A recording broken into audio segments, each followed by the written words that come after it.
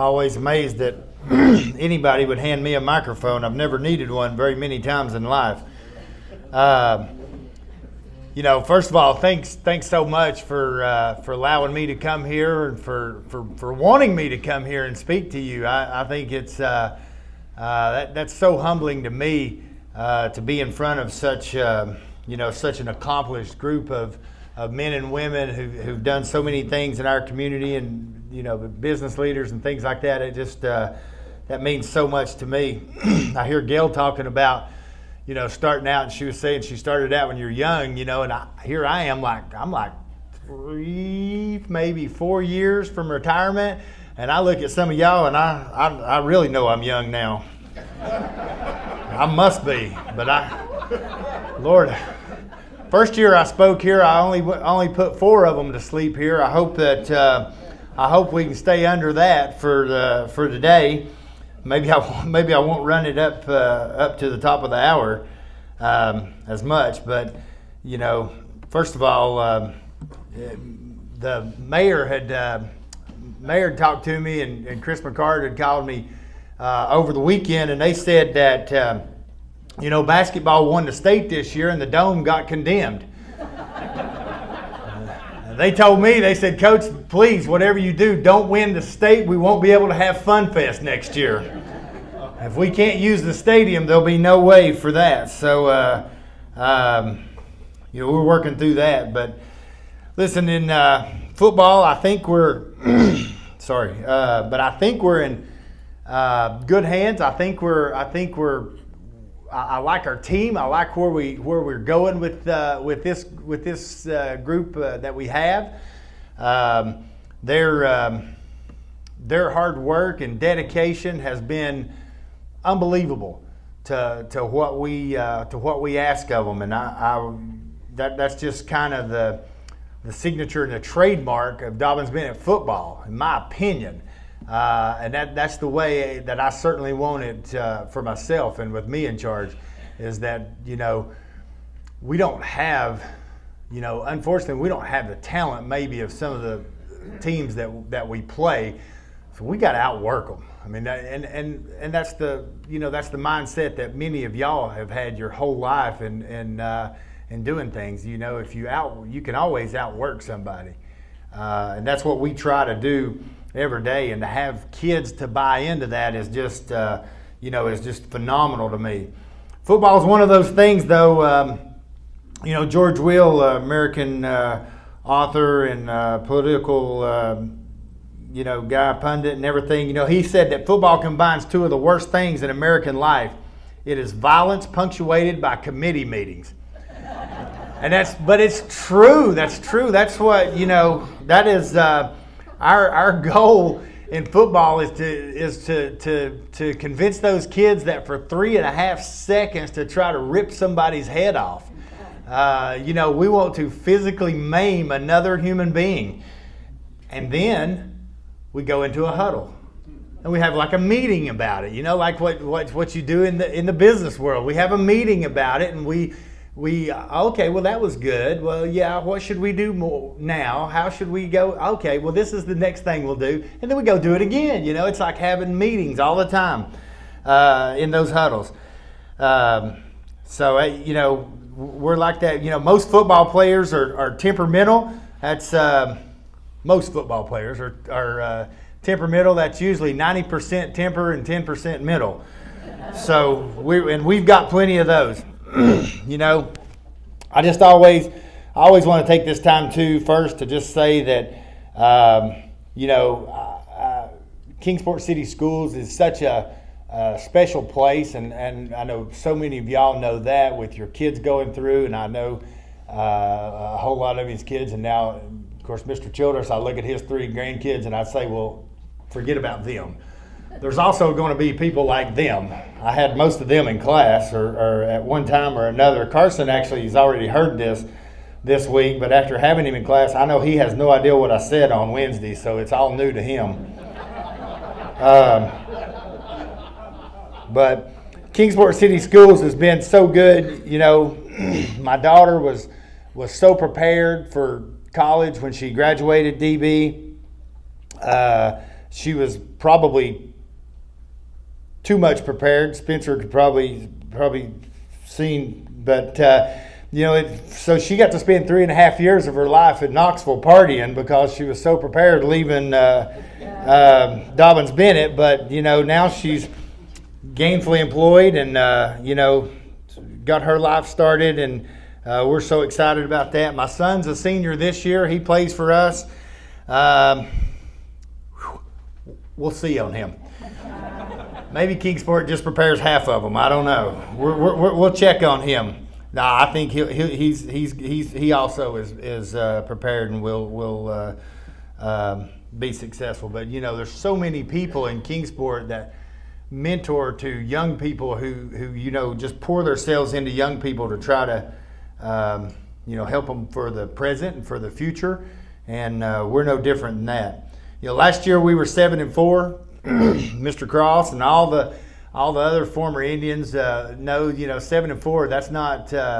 That's not living up to the standard that we have at Dobyns Bennett. It's not the standard that I want. Not what we want to do. We were back-to-back quarterfinal teams the 2 years before that. But I look back at that 7-4 team last year.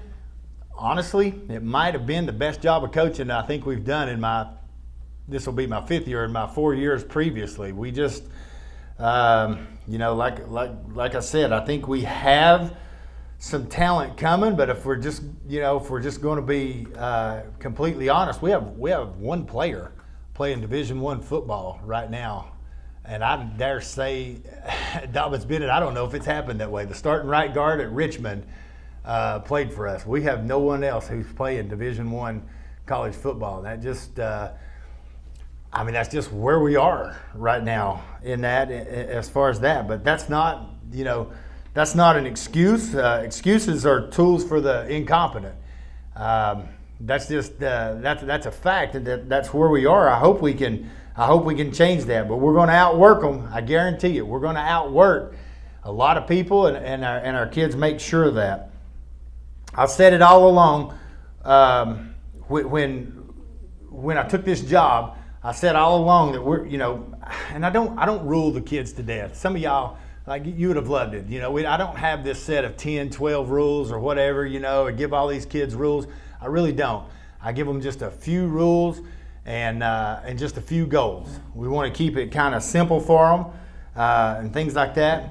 The goal's not to try to make them college football players. That's crazy. I tell Lord, listen, and you can only imagine some of the parents that I have to deal with, and they'll be like, well, Coach, Johnny, you think he'll get a scholarship? And I said, and my response always is Johnny playing to get a scholarship? Because if he is, he needs to quit. Because if that's the reason he's playing, you're doing it wrong. You're doing it wrong. There's like a 1.5% chance that if you play high school football that you're going to get a scholarship. So if you're doing it for that, that's probably, you probably need to move your sights down a little bit and set that goal a little better there. We want them to work hard. We want them to be my one goal always. I tell all the parents, and I tell everybody all the time, we just want them to be better sons, husbands, nephews, uncles, fathers, and all that. We want them to just maximize their potential as an employee, as a future employee, as a student, and any role that they make, whether it be in the present or in the future. So now on to this year's team. That's always the thing. And the bad news is our senior class. Like I said, and my son's part of this senior class. Their middle school record was 1-15. 0-7 Robinson was playing 0-7 Sevier for the last game of the year, and Sevier had a great comeback, second half comeback to beat Robinson like 20-15. And so at the end of the game, they have a combined record of 1-15. And that was my first year as head coach. And I can remember I was thinking, what in the world did I get into? Lord have mercy. 1-15. They didn't know how to win. We've had to teach them how to win. We've had to teach them everything. But I'll be honest with you. I think we've done a heck of a job of it. They have worked extremely hard. We have some kids who've they maximize their talents. And is that not? That's not all. That's just the best you can do in life, right? Is just maximize your talents. God doesn't give talent out equally.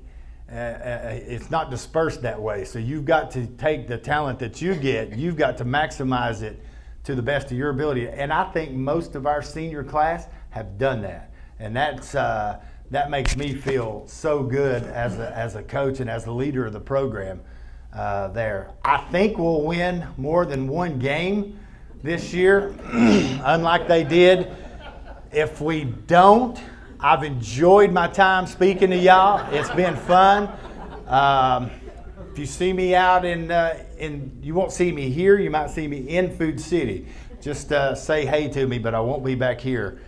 But our talent has been, I've said it for the last few years. I think we have juniors that are probably more talented than our seniors, our sophomores, or we have some that's more talented than our juniors and some things like that. So we see a little bit of overlay of talent, the way it's building up, the way that I would want it to build up. Our numbers are still strong. I always tell about this every year. We've got 84 10th through 12th graders in our program, which is phenomenal.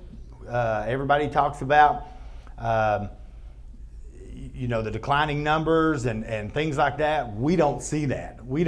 I think maybe we give them a t-shirt and a pair of shorts at the end of the year, and I think some of them, they'll work their hinds end off for a t-shirt and a pair of shorts, evidently, is the way that they do it. But we're lucky there. We've got over 50 kids in our 9th grade program right now. So, we're hovering close to 140 in our program at the high school, which I don't know of another program in the state that has that many. I know there's not one Knoxville this side that's got that many.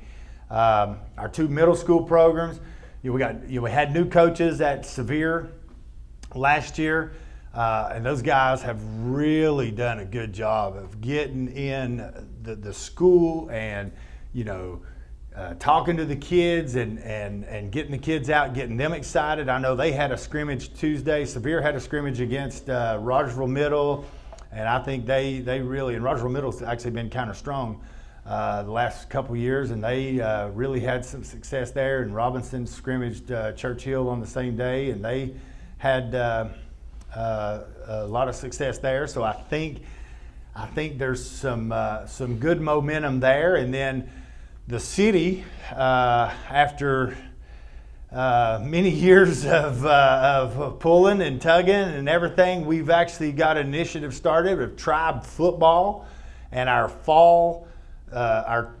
When I took over, we had 3 youth football programs in the city. You had Bloomingdale Optimist, Lynn Garden Fall League, not the Pee Wee League they have in the summer, and Boys and Girls Club. Well, since then, Boys and Girls Club has decided to get out of that business after like 40 years or something like that they'd been doing it in the city, which was devastating and just just terrible in my opinion that they would do that. But the void has been filled, and we have started a new tribe football initiative of combining the Lynn Garden and the Bloomingdale program into one tribe football thing. And some of the people in the city, especially Michael Borders, assistant city manager, has been phenomenal in that, and Chris McCart and some of the guys with the city. And I know their numbers have already gone up. I've had already 3 parents who stopped me in Food City. Food City for me is an adventure now. You could go in for a gallon of milk, and for 2 hours I go home and my wife says, "Oh, where you been?" But but parents, and they're like, Coach, it's awesome. I mean, those guys are working. They're enthusiastic. There's so many kids. There's 2 teams in each age division, which is phenomenal that we've never had. And for everybody to be on the same page as that and everything. And then when we get a little bit more marketing, some direct marketing and some ways to market to the parents through the schools and through the city sources, it'll be even better. So just so I can't thank the city enough for that, but still just excited that, and so once again, that's how we'll continue to get better and better every year. So our team, I always go over that a little bit, and I'm sure I probably just bore you to death with it. But our team, last year we played 2 quarterbacks. We'll play 2 quarterbacks this year. I know the old coaching adage is if you play 2 quarterbacks, then you don't have one. And but I don't believe that. These 2 guys have both worked hard. Our offensive coordinator does such a phenomenal job and has prepared them. They're both better than they were last year, and so I look at it as a way that they both deserve an opportunity to show their skills and how they've developed on a Friday night. Now, is it going to be an equal distribution of snaps? It will not be that. But I think they have both, at least early in the season, have earned that right to show. I hope that one of them takes over. I want to play one quarterback, but who knows? Running back will be by committee. I thought we had a scrimmage last night at Emory and Henry. Got in late, and I thought I would have that situation kind of nailed down and taken care of, but I was wrong. I don't. So that'll be by committee. How big of a committee, I don't know. Offensive line, we got – now, see, here's an example of how our competition, how we want competition at every position. That's going to make us stronger, as you guys know. And so we got 4 of our 5 offensive linemen returning. Well, that's a good thing. And so one of the newspaper guys, you can't fool them. They're so smart. That's why they write for a living. And so one of them, he asked me, he said, Coach, how's offensive line? You got 4 of them back. And I said, yeah, unfortunately, we got one of those 4 who's not starting right now. Well, what do you mean? I'm like, well, it's called competition. Somebody passed him by. Throughout time, somebody passed him by. So that's a good thing. So I feel better about our offensive line. We are not where I would say historically we are in the offensive line at Dobyns Bennett. We certainly got to improve there. Our wide receivers, we got a little guy, Jonathan Gillespie. If y'all follow our basketball team, he's a point guard on the basketball team. Led us to the state championship there. Jonathan is, man, oh man, him with the football in his hand. He's like, there's times you could put him and 2 other people in a phone booth and they couldn't bring him down in 2-hand touch. You'd never touch him. He's that quick, and he's going to be a good one for us. Last year, he caught 40 balls and 11 of them were touchdowns. And then when I went back, I was like, well, as football coaches, we're stupid because we should have thrown him the ball more, right? But he's back. He's poised for a good year. We got some other kids. Hayden Russell's a kid that'll play in the back end and play wide receiver. He's got a little bit of speed for us. Dakari Dixon, Rome Pruitt, Dustin Freeman, Nigel Vidal, Cannon Mullins, Mason Kirkhoff are all guys that will be in our skill slots that can really and I think can stretch the field out a little bit more and create a little hope before we can get on the turf and a little more grass and watch them do some stuff. Tight end is a work in progress. We did do better last night though, so I feel much better about it at this time now than I did at this time yesterday. So that's kind of a work in progress. We got our leading tackler back from last year. His dad runs the jail in Sullivan County. I've said that it turns out if you run the jail, you probably should have football players. I can only imagine what kind of a job that is. So your kids probably have to play football. But he was our leading tackler as a sophomore last year, which is pretty phenomenal. That's never happened in the 20 years I've been at Dobyns Bennett. But we got a couple other guys that's competing there at linebacker. Our defensive line group, we'll always try to beat people with just numbers on that, and I think we're a little better there. And so if we can tighten up the back end a little bit, everybody gets so mad now too. I know people's like, oh God, coach, we can't cover the pass, can't cover. Well, nobody can. In today's rules of football, and as advanced as football is now, and as much as offensive coaches and teams spread out the field, man, listen, the NFL those are multi-millionaires playing it, and they get beat every Sunday for touchdowns. So that ain't the way the game's played now. That's going to happen. People get up in arms over that. But Lord, think about it. J. Fred, Mr. Cross won back-to-back state championships, and how many times did you throw it in a season? Do you know? Lord, I threw it 21 times. 21 times. Our first game's next Friday night, and I hope that we'll probably throw it more than that Friday night. So it's just it's changed, and if things go really good, we'll throw it a whole lot more than that. So it's just different on that in that regards. So kicking game, we got both our punter and our kicker back. Grayton Manning he's a two-sport guy, he's a soccer player that plays. He's our punter. Got a chance, maybe could punt on Saturdays for somebody. And then our kicker, Titan Thomas, is back, and he's getting better. And but we need to get better at all spots there. So that's kind of where we are. You guys know we don't have Johnson City, but I'd say for a lot of you guys, if you asked who is Dobyns Bennett's biggest rival, it seems like there's an age group that it gets to where people says it's Oak Ridge, and I love that. I love the history of Kingsport and Oak Ridge, and taking engineers from Eastman for the Manhattan Project and all that. I love that whole history and that. We got Oak Ridge back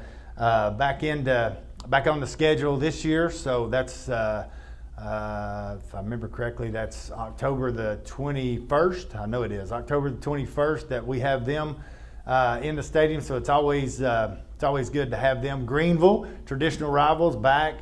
They're in stadium this year, so we're excited for a good season, and man, can't wait. Just really hope. There's nothing like a Friday night in J. Fred Johnson Stadium. I swear, if that's not Kingsport, then I don't know what is. You're talking about 400 to 500 kids trying to be great at something, whether it's being in the band, football, spirit shakers, cheerleaders, ROTC, whatever it is, they're trying to be the best that they can be at that moment. The community comes and shows up and is there, and that's always very important to me. There's so many realtors that tell me, they say, Coach, whenever somebody's moving to town, the thing we do first is we try to bring them to a football game at J. Fred, just to show them how tight our community is, how much that our schools, our facilities, and things like that. I don't get a commission off of it, or anything, but I should probably. But I think that's great, and so that's never lost on me. So I got a little bit of time, maybe. Any questions?